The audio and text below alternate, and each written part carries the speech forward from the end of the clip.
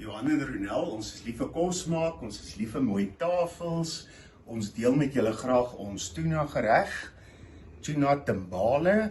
Dis baie lekker vir 'n voorgereg, dis lekker vir 'n hoofgereg, met 'n slaaitjie daarby.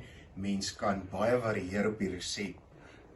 Ons het gedink, kom ons deel dit, dis bereikbaar, die bestanddele is baie maklik, ons het dit klein gedoen, julle kan dit in 'n opskepbak doen, dis baie lekker, geniet dit.